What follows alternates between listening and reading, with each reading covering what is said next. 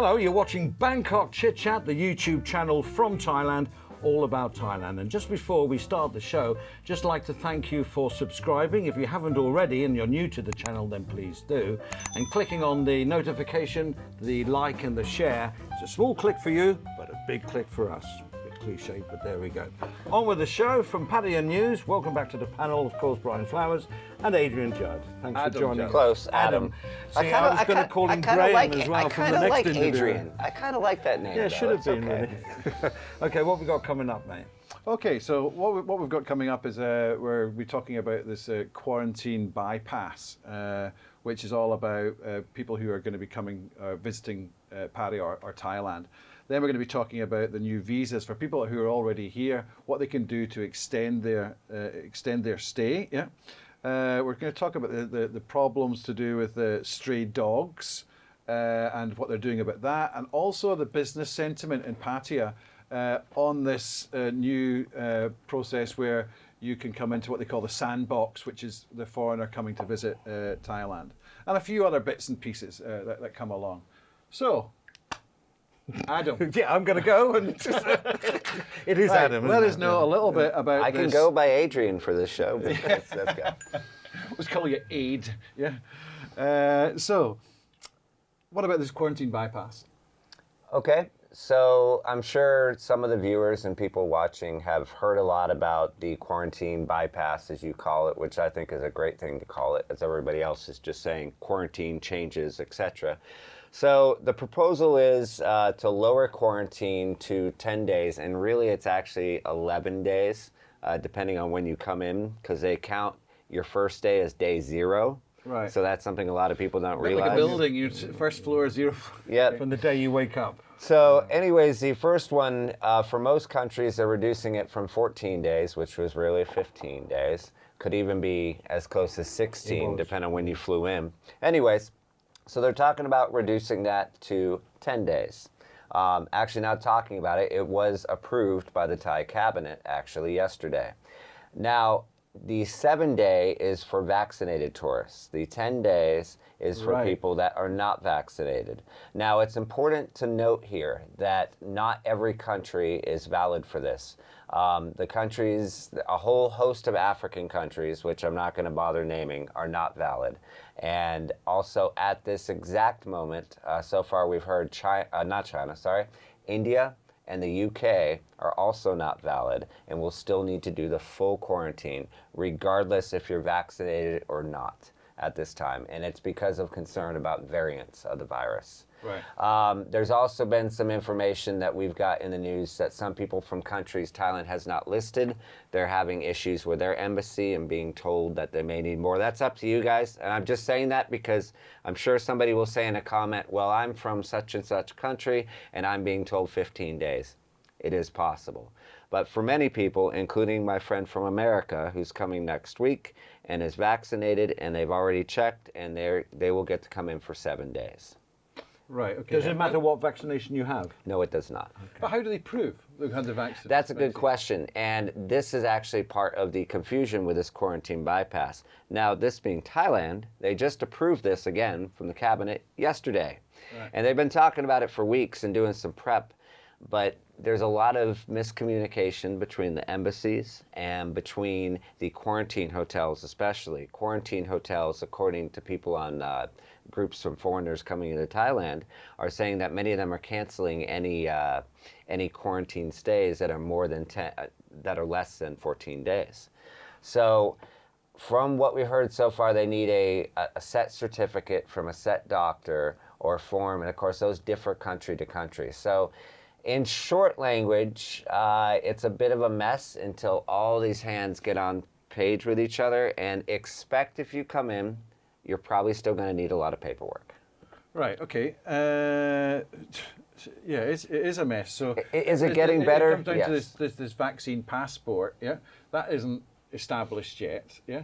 So there's going to have to be a piece of paper, which is an official piece of paper, which says you've had your vaccines complete, because you've got Johnson & Johnson where you need 1 jab, yeah? Correct. And you need Pfizer and the Oxford one where you need 2 jabs. Yeah. And that's another portion of it, it's a good thing you reminded me on that, is you have to have the vaccine within a specific period of time, and it can't extend past a specific period of time.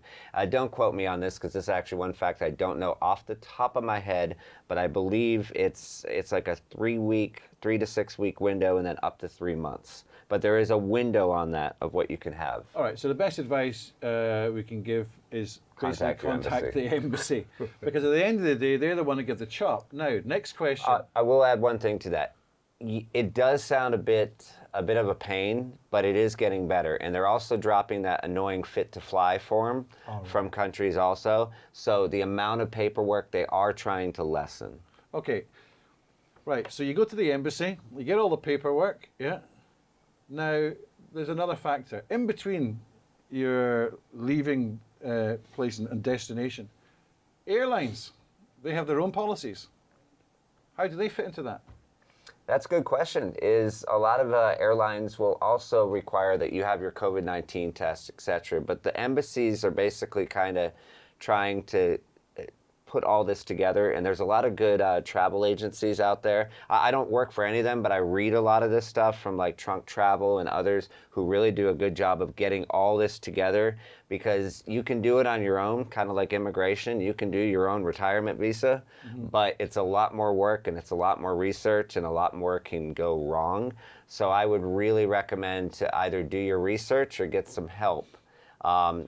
You know, but it's actually not as complicated as it sounds. Before we wind up, because I want to make it clear again, is there a date where people no quarantine at all, just the vaccine? This is what we're talking about, 1st of July. Set in stone and promised? No, but and I know we're going to touch base on that soon, but they want to test trial it in Phuket as of July, and if it works out well in Phuket, then they will expand that to 5 additional provinces in October.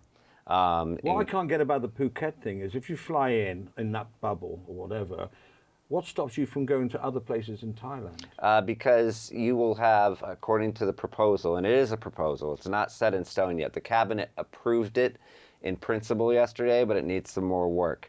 But essentially, your first 7 days on the island, you need to stay on the island, and you will be tracked, and they're calling it kind of a like a safe and sealed.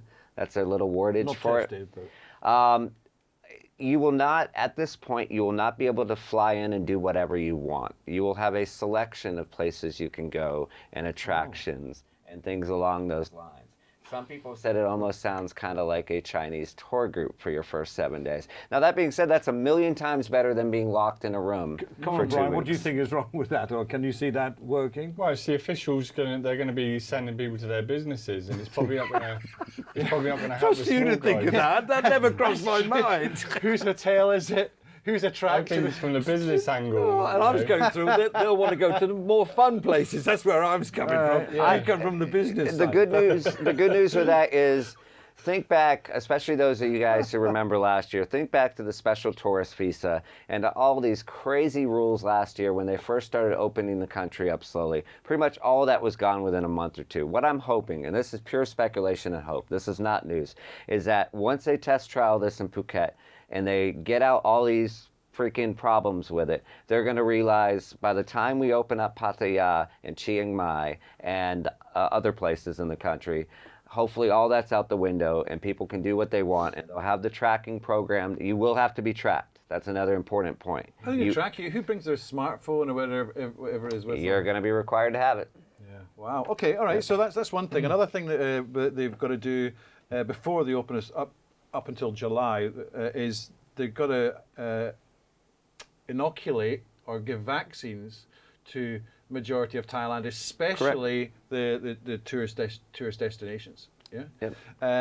And the second thing is, as you were saying, is to do with a database. They've got to spend a few billion, like the UK, on building a database to track. Yeah, and that is not done yet. Well, they have a really good track and trace program for Thai nationals. Oh, this is for visitors, overseas visitors. For visitors. And I think they're just going to kind of copy paste like they do. Hopefully it doesn't work like the 90-day immigration check-in, which has been broken for months. That's a different topic. But I do think they've pushed these apps out pretty quickly for all the vaccines and all the COVID-19 situations. So I think that's not going to be the big issue. The big issue will be your first point. And that's why I said this is still a proposal, because this whole program and proposal of bringing people in depends on vaccinating at least 70% of the local population, and that of Phuket, and that also includes down the road. We have more time, obviously. Pattaya, Chiang Mai, Krabi, and Koh Samui. Right. Okay. And Koh Phangan. All right. So another thing is for people that are here already, yeah, they would have a visa, a tourist visa, yeah, and they seem to tag on a COVID visa, yeah. So what I read is that between now, which is the 31st of March, yeah, until May 29th, you can apply for an extension for 60 days. Mm-hmm. Till Right? July, I think it But was. Yeah. what they have to do is they have to go to the immigration office physically, yeah, themselves, yeah. So that's something else. Okay, next story. And Dogs. before we go to dogs, I got a new dog. I knew that's the only reason why you wanted to talk about it in this report. then you go is- say. well, just one brief thing about that visa extension. It will cost you 1,900 baht. Okay, Okay. right. But that's point. normal. That's Right. normal. It's a normal That- price. that- for an that's the extension. normal price. You normally get that for 30 days. And you get yeah? 60 days, and you get 60 days up until, I believe it will last till the end of July, regardless of when you go. So you don't have to be in a rush to go. And those are for people Oh, who... you have to do it before the May 29th. Correct, but you have plenty of time to do that and Yeah, extend. that's right. Okay. So on the dogs, on the dogs. Yeah, let's hear about your two dogs. No, yes, we got two. We adopted two street dogs, and one's called Haley, and another one is called Doug. Right now, for anyone from Glasgow, they'll recognise that as being the word for dog. Yeah, but anyone that's not from Glasgow, they think it's short for Douglas. But I just call him a Doug. Yeah. Okay. So anyway, there's lots of dogs. Okay, that's Dougs, good. Doug, in Pattaya, and they seem to have a problem with stray dogs. And we actually had an interview with one of the founders, John. Daly. Yeah. Yes. Oh, you did? That's we really cool. interviewed him on his solution down in Phuket, and he's helped nearly clear up the problem. Yeah. From Soy Dog Foundation. So if you haven't seen the interview, you can see that from within the channel. So what's happening? We have the same problem a lot of areas in Thailand have, is they were starting to get a handle on the dog situation, same with Phuket, before COVID-19. And after COVID-19 hit, many people, tens of thousands, went back to their provinces and unfortunately abandoned their animals in Pattaya. And that's on top of people who ran out of money and also abandoned their animals because they couldn't afford them. And with a lack of tourists and with thousands of shuttered businesses and abandoned places, the dogs started to move in from the more rural parking lots. From the beaches. Well, they became more comfortable, so they moved into a lot of the soys. There's a soy near Pattaya Park, which anybody who watches is probably familiar with, and Pratamnak Hill, which used to be real popular with Russian tourists. And now it's real popular with soy dogs. It's got literally hundreds of them in and around the area. And it's a touchy subject, especially for us at the news, because we recognize that a lot of people are really lovers of dogs. Dogs are number one in their life, and even bringing up doing anything about the soy dogs on the road, they're like, no, the dogs are never aggressive. They're great because these are dog people. They know how to handle it. They know how to deal with an aggressive dog. They know how to get the dog to calm down. Then you get the opposite side. You get the people who may just not like dogs and dogs don't like them. And then you have the people in the middle, and those are usually the ones that make the press, who a pack of dogs come at them and they panic and they run, and the dogs, predator prey, chase them. How bad is it? Is it like the odd couple you hear there, or is it like a pack? Sixes. I think John called them feral when they were like a hunting pack. There's three types. There's feral, which is dogs that have been born in the wild, and then there's the more dangerous ones that will bite, which are normally where owners let their dogs out or have had owners that are in the soil. So they're the ones that can bite.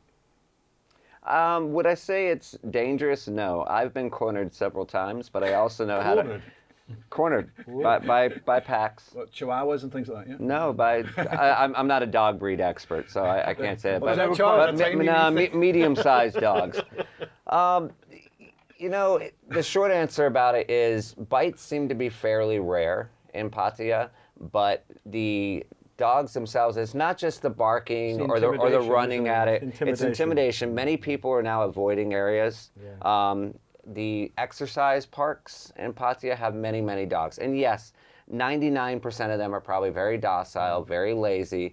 But you get somebody that doesn't know how to act around them, or the dog just decides they just don't like this person, and it can be a problem. Well, the concern is rabies, yeah? So, I mean, a friend of mine got bitten by their own dog, and they hadn't had the rabies jab for it. So they went along and they got the 3 injections. And that's good news. Is actually yesterday, Pattaya was out and about giving rabies vaccines to many, so many dogs. So what do they do? Are they areas. catching the dogs and putting them in pounds, or are they just letting them go? And they are doing a similar. They are basically doing the soy dog a similar program to what they're doing on Phuket, which is catch, neuter, or spay, and then release. Yeah. Okay. Okay. And the reasoning behind that, we won't get into it too much, but the reason behind that is because the pounds are in really poor shape and they're overrun. We've seen them, and they're underfunded. A lot of foreigners say, just put them in a pound. You can't do that here. Euthanization is not really a thing Thais think about due to Buddhism and other factors. So if they release them back to their normal area, not only are the dogs able to find food and they know where they're at, it also prevents potentially other aggressive dogs moving into their territory, which could be a bigger problem. So it's a difficult situation. Yeah. And the biggest thing that they can do, which they're trying to get the resources to do, is to spay and neuter the ones that are out there. Identify the aggressive dogs and get them off the street and give them rabies vaccines in a compassionate way. Okay, so next thing, business, yeah? So there's been a discussion, I understand, within the Pattaya Business Group. And you had a report on the Pattaya News. So if you want to look at pattayanews.com, there's a lot of information there.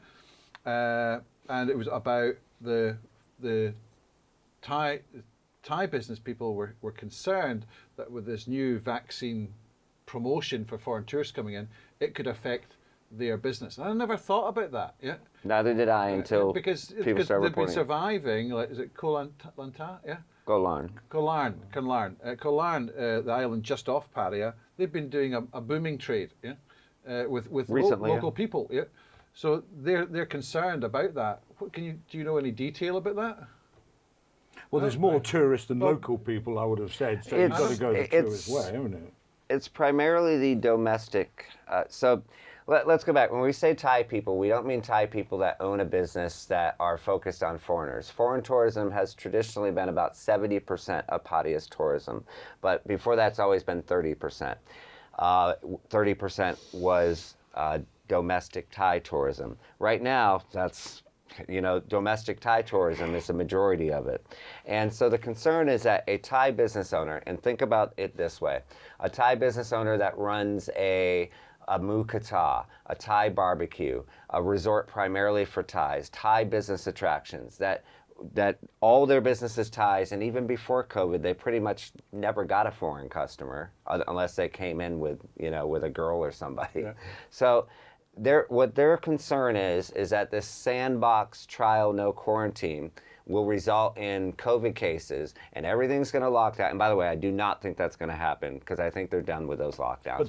But that's their concern. Yeah. They're frightened is that COVID's going to spread, and either their business is going to get shut, or, in that scenario I think is unlikely, but this scenario possibly is, or the domestic Thai tourists that are coming right now on the weekends, which has been increasing every weekend, will be scared, that might be the wrong word, but apprehensive, that's a better word, to come to Pattaya knowing that it's a sandbox and that foreigners are there who may have COVID with no quarantine, and they may choose to go somewhere else on holiday. I mean, after the first wave, you had this great splurge of domestic tourists from Bangkok or whatever coming to Pattaya or going to Hua Hin or whatever.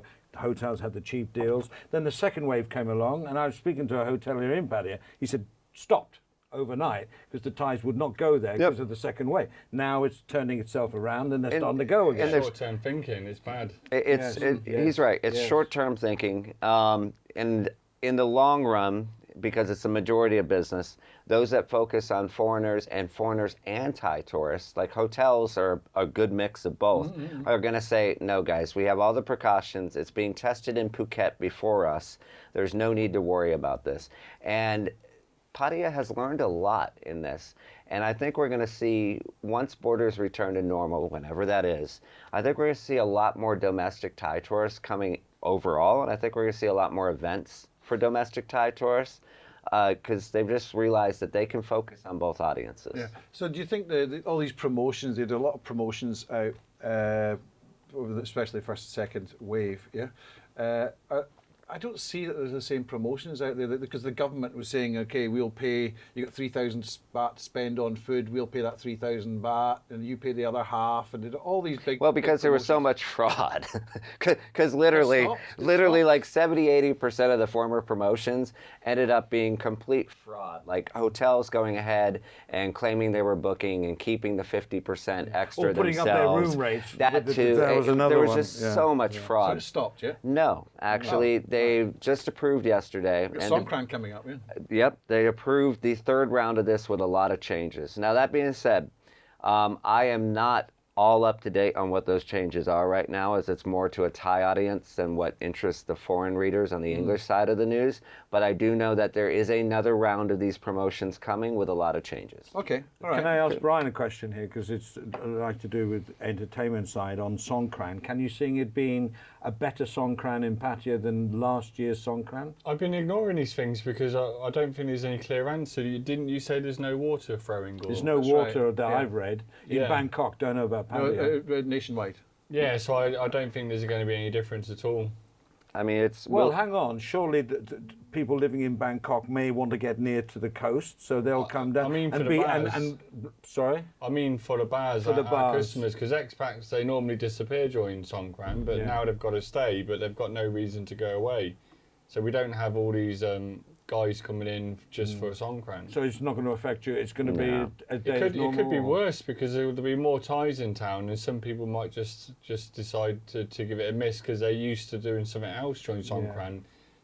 Songkran, I normally go to Bangkok because everyone else leaves Bangkok. Yes. So we come to Bangkok for Very nice, isn't it? 4 or 5 days, and it's just you so can get into nice. second gear. Yeah. So what's the news about the walking street? Oh, that was my question. Oh, sorry. Yeah. I was sat with a prominent landlord the other day, and because everyone keeps asking me what's going on, and he said that they're talking to City Hall, or whoever it is, the licensing guys at Banglamung probably, and they're going to get title deeds within the next few years. But the problem is the first 25 metres... But how do you mean title deeds in the next few years? Nobody owns it just now?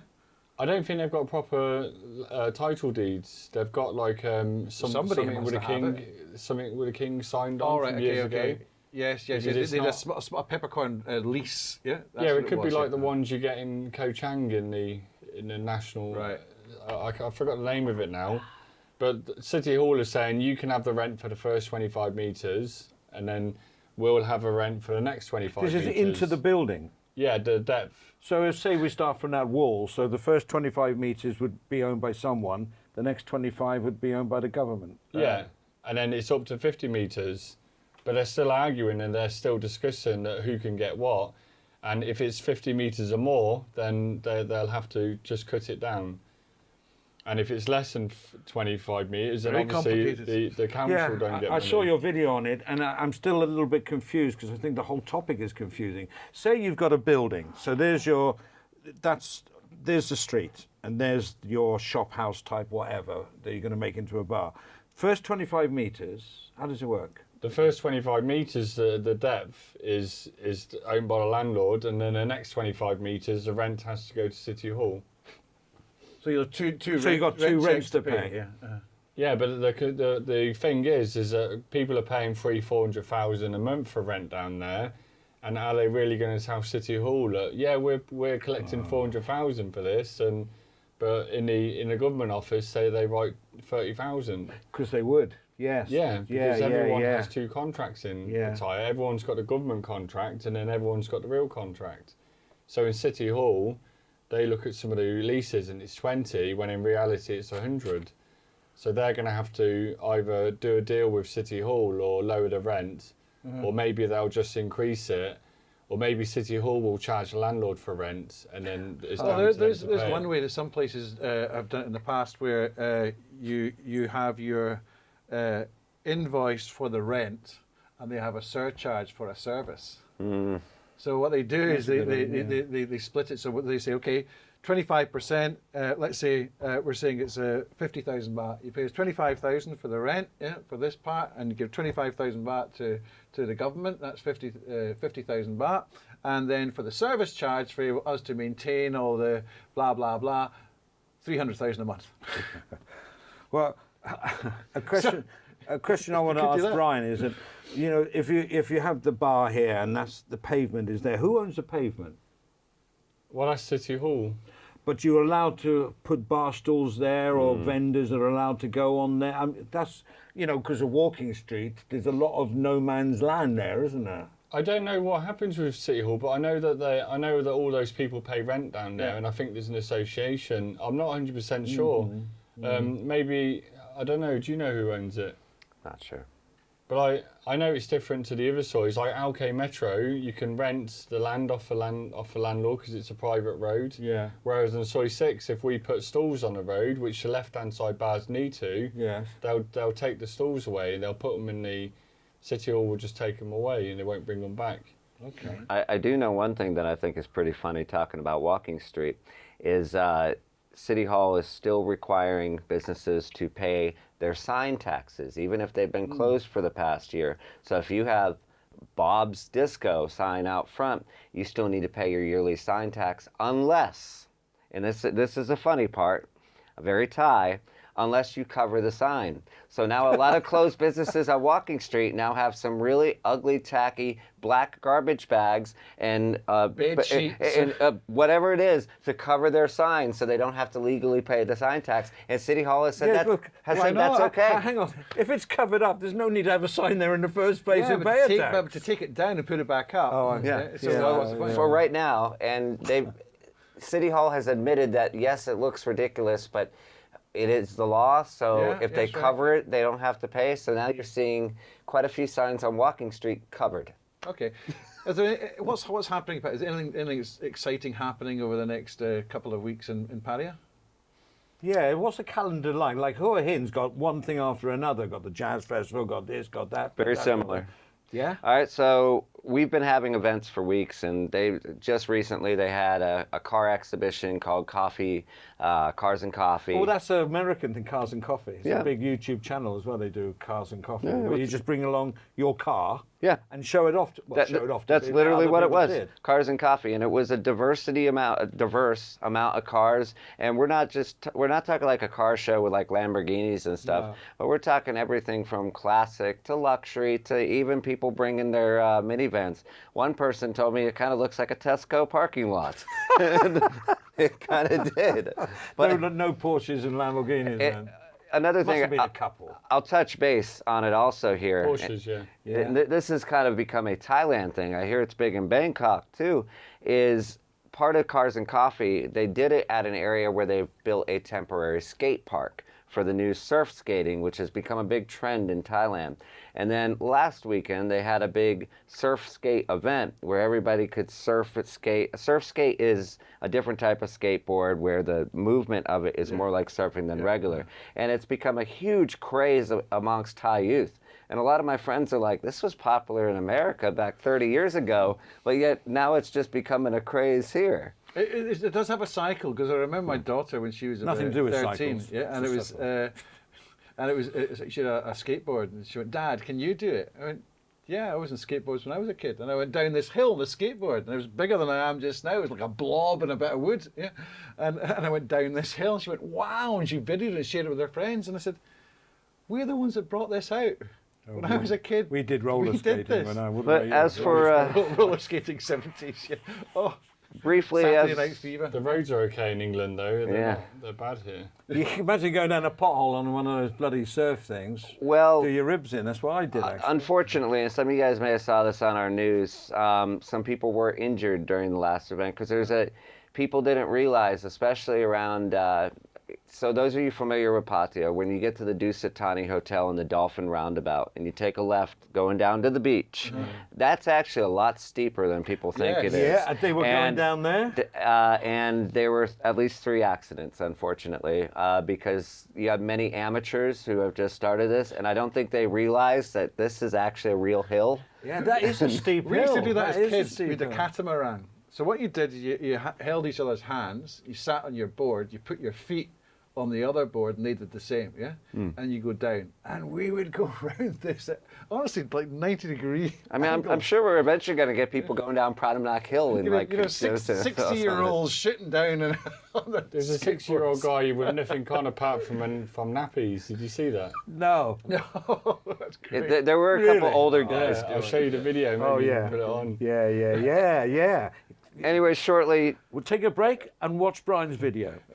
Oh goodness. Okay. Anyway, shortly for upcoming events, you've got this upcoming weekend. You've got the Water Sports Festival on Jomtien Beach. You've got, which has been going on for a couple weekends, in Naklua. You've got a Walk and Eat Food Festival, which is in kind of their old town and has markets and everything set up. Central Festival has a weekly food festival and Thai concerts every weekend.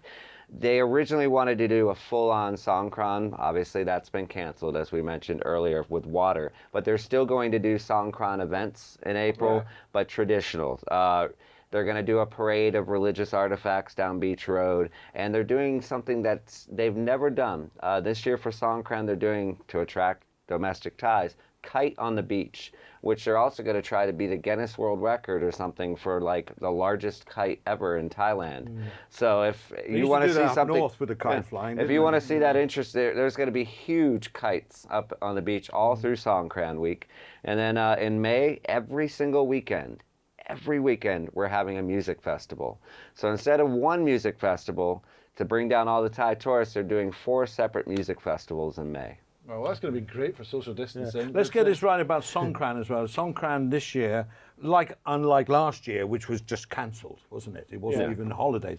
This year, everything's the same, except you haven't got loads of water being thrown around. So it's more traditional, where you go to your elders and you sprinkle the water. So, but it doesn't stop everything else not happening. No. So Songkran bars, I agree with, of course, but everything else, maybe. Patty's going to boom during Songkran because you'll get the domestic tourists. It'll be okay. A lot of people, especially the young, are going to miss, because there's no, it's not just water. They're going to miss, you can't do any big parties, no foam parties. They had to cancel the big concert they had planned called Wonder Wave, because there's no concerts during Songkran. And now I can see it in your eyes, you're thinking, well, what about all these concerts? Those are a bit different in May. And they did this music festival back in November, really successful, even with social distancing, because basically it looks pretty stupid. But they set up chairs everywhere on the beach, and you have to go through temperature checks and hand sanitizer and check-in, and you're not allowed to dance, and you have to sit down to enjoy your concert. Okay, but I think with Songkran, maybe this is an opportunity for some people to see how Songkran should be celebrated. I would agree. It's not Yeah, all exactly. My point. And I mean, when I was up country and the old people would sit on a bench, and then you'd go up and you'd pour water in their hand, pour it on their feet. This sort of stuff. It was a really nice ceremony. It wasn't so nice when the bench broke. That was funny, but. But they were all sitting there, and it is a very, very nice ceremony. I would agree. And a sign of respect, because it is the Thai New Year. So Songkran is not cancelled. It's just, unfortunately, there's a few areas of the less fun. entertainment. The party activities are mostly canceled. Now that being said, there's nothing against, say, one of our bars having a Songkran party and having the girls dress up in traditional, not even traditional, they can dress in Songkran outfits. And that's no problem. We can't throw water, but you can still play different music and good food. Can still drink. Last year, that's a big point. Last year, it was banned countrywide. Vodka or anything like that. Yeah, probably. You said no water. No water. Yeah, just buckets of vodka. Hey, what do y'all think we're actually drinking here? So Soy 6 is not really going to celebrate Songkran, in your opinion? What do you think? I don't know. I guess we could. There's not much value in getting girls dressing up in Songkran clothes. But you should go maybe with the flow. Literally, have a few, I don't know, bunting around. They do like stuff, to disappear down the beach at midnight. I think sometimes. I mean, traditionally on Soy 6, we mean not traditional Songkran, but traditionally the Pattaya style, it's actually one of, if not the busiest weeks of the year. And it's just complete chaos. You can't And get hotel rooms. It's like huge. cowboy. And what a lot of people who hate it don't realize, I think maybe they do realize, they just don't want to talk about it, is that it's also very financially lucrative because people just get absolutely plastered throwing water all day. Without that aspect, it's not going to be as fun. Yeah. What Okay. else? Is that about it? That's me. Well, I hope you enjoyed that. I think we covered loads of stuff and ended up on a sort of an entertainment thing, which is always good. So, hey guys, thanks Adam, Thank you. not Adrian. From now on, he shall be known as Adam, and of course Bryan from Pattaya News. All their details where you can follow them, their websites. Also, Bryan has a YouTube channel simply called Bryan Flowers. Yes. Is that right, Bryan? Yeah. Yeah, just go every day. Every day he's there.